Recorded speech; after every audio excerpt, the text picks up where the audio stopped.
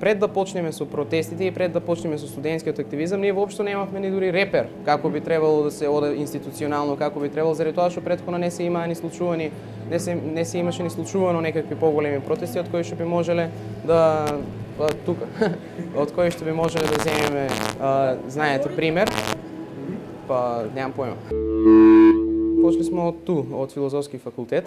За покасно да се расшириме на сите факултети на универзитетот, на Кирил и Методий, а скоро сите студенти, односно оние кои што се заинтересирани за активизам, се влезени во студентскиот пленум и секој си завзема своја акција. И ние едноставно сме принудени да поминеме кон овој чекор, кон блокада на универзитетите, како ете на некој начин последна мерка која што може да ја направиме за да дојдеме до нашето право.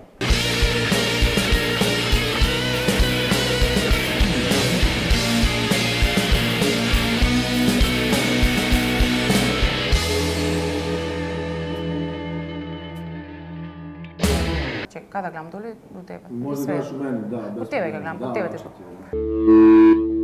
сите коцки се поклопија конечно, бидејќи нели контекстот е подготвен. Претходно имаше многу добри идеи, многу добри замисли, имало идеја за окупација години претходно, меѓутоа никогаш не била почвата доволно зрела за да се случи, тоа луѓето да го прифатат. Сега веќе неколку месеци, барем со студентски пленум, се разгорува страстите, се креваше гневот, се работеше на тоа да се поттикнат студентите да го кажат тоа што го мислат и што го зборуваат по ходници со години веќе. Конечно да излезат да го кажат јавно и да се организираат. И ова до сега што го имаме со студентски пленум е најдобрата форма на самоорганизираност кај студентите што сме имале во последниве од секогаш од кога постои Македонија. Дефинитивно, ова е најуспешната форма на организација. На почетокот не се очекуваше да дојде до ова. Никој не сануваше дека ќе дојде до ова голема работа. Вториот протест кој излегува 10.000 луѓе, значи ние се фативме за глава, не ни се веруваше. Беа повеќе од 10.000. Ги гледаме снимките од озгоре на река народ и викаме па добро човече, ова е најголемиот протест во Македонија. Како се случи ова? И после го осеќаш притисокот, сега нешто мора се направи уште поголемо, Јавноста гледа во тебе, очекува да направиш нешто грандиозно. И го имаше тој малце момент на да се биде, да не се биде, што понатаму, а мислам дека успешно се надмина. Мене лично повеќе ми се допаѓа овој неформалниот начин на представување. Ја не би студентски пленум да стане како нив, знаеш, да идеме на седниците горе во деканат и да разговараме со ректорот и тука со документите на маси сето тоа. Ова е вистинскиот начин за мене. Ние го имаме легитимитетот, студентите не поддржуваат масовно.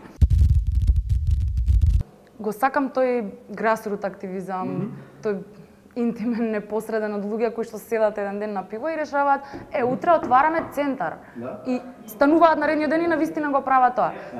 И тие се тие луѓе, тие не се обучени активисти, не биле на конференции за тоа, само одат и го прават тоа од срце. Тоа ме привлече многу кај КСЦ и една година веќе за чудо функционира и покажува дека можеш и така да ги правиш работи, дека не ти се потребни спектакуларни финансии и поддршка од било кого.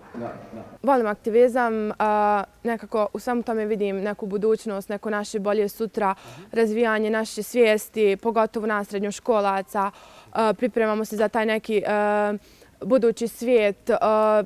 Prvo, informišemo se o svemu, o politici, o društvu, o onome što nas čeka sutra.